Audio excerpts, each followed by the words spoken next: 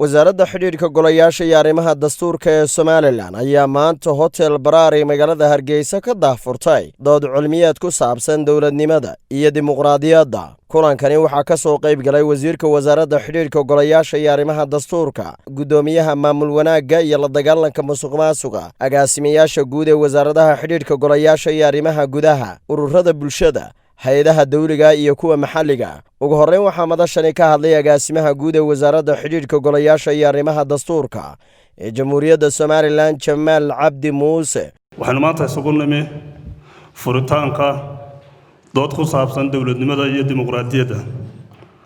runtii guddi laba qaybood ka kooban baa inoo sharixi doonta waxay xambaarsan tahay labadan kelmadood ee dowladnimada iyo dimuqraadiyaddu. haddaan se wax ka taabto waa laba kelmadood oo lafdhabar u ah nidaamka dowladnimo iyo habdhaqanka dowladnimo dimuqraadiga ee muddada 20 sano ah ama ka badan uu dalkeenu ku soo dhaqmayay. waa laba kelmadood oo isu wanaantooda ay muujinayso hanaqaad dowladnimo iyo kor socod maamul oo aynu gaadhnay. agaasimaha guud ee wasaaradda arrimaha gudaha Jamhuuriyadda Somaliland Cabdi Axmed Nuur ayaa wasaaradda ku amaanay dadaalka ay ugu jirto fidinta iyo barista bulshada dastuurka qarankani. ugu horeyn waxaan uga mahadnaqaynaa wasaaradda xiriirka golayaasha iyo dastuurka inoo qaban qaabisay madashan wanaagsan dadka wajiyadooda farxaddu ka muuqataa ka soo qayb galeen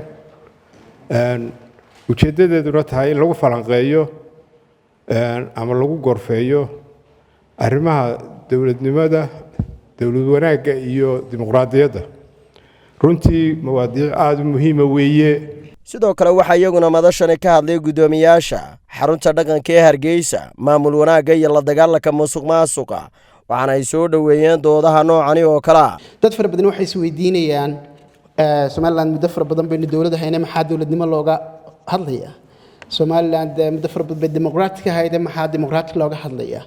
waa waxyaabaha tahay inaynu joogteenno, waxyaabaha ay u joogaan halkan jaamacaduhu, waxyaabaha ay tahay inaynu iskuulladeena kaga hadalno. laba waxba aasaas u ah dhisidda dowladnimada iyo dimuqraadiyadda jidka aynu qaadanay. mid waxa weeyaan xagga sharciyada. waan ku faraxsanahay in wasaaradda xiriirka golayaasha iyo dastuurku ay arrinkan hormood ka noqotay, waayo haddaanay ummadi lahayn xeer kala xidha oo uu dastuurku inoogu horeeyo dee waxba ma hagaajin karayno. waxaan leeyahay wasiirka iyo agaasimaha iyo shaqaalaha runtii aad iyo aad baan ugu mahadnaqaynaa. kulley komishanka maamul wanaaggu waxaa jira good governance parameters uu ku qiimeynayay hay'adaha dowladda kala duwan oo runtii aanu eegaynay oo kow ka ahayd waxa loo yaqaano hirgelinta qorshe hawleedyada oo runtii komishanku uu bilaabay shaqadoodii oo shalay wasaaradda lafteeda aanu la lahayn oo muhiim ay tahay maalintii 1 January ilaa December shaqadii qabanayeen inay qabtaan yaan kale. marka bishii 6 ay soo direen wasaaraddu shaqadan iyo wasaaradda arrimaha gudaha runtii waxay noqonayaan waxaan filayaa kan wuxuu ahaa kuwii ugu dambeeyay ee ugu qoraa qorshe hawleedkooda.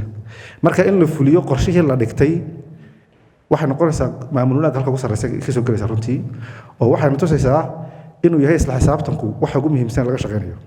maxamed xaaji aadan cilmi, wasiirka wasaaradda xidhiidhka golayaasha iyo arrimaha dastuurka ee Jamhuuriyadda Somaliland oo kulankaasi isagu si rasmi ah u daafuray, waxaanu hoosta ka xariiqay ka wasaaradahan in kulanada noocani oo kala ay awoodda saarayaan si dadka ay u fahamsiiyaan qiimaha barashada dowladnimada iyo dimuqraadiyadda.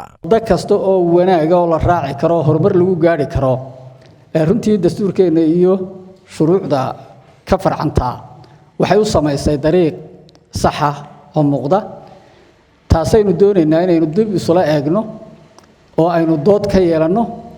dadka halkan maanta isugu yimi waa aqoon-yahan wadaniyiina oo jecel runtii in waddankoodu hore u maro, ay ku dheehan tahay wadaniyad iyo dal jacayl. sidaa daraaddeed waxaanu filaynaa inay ka soo baxaan doodeennaasi waxa weeyaan wax ku ool ah, iyadoo aanay noqon doonin doodii koowaad eenu halkaa ka sii wadi doonno. aqoon-yahankeenna da'yartaah waxa weeyaan waa ku filan yihiin inay qeexaan dastuurkeenna iyo shuruucda ka farcanta inaynu ummadda gaadhsiino wax wasiilo kastoo aynu ku gaarsiin karno hadday tahay warbaahin social media haddii ay tahay iyo hadday tahay doodaha waxa weeyaan kale aynu qabanayno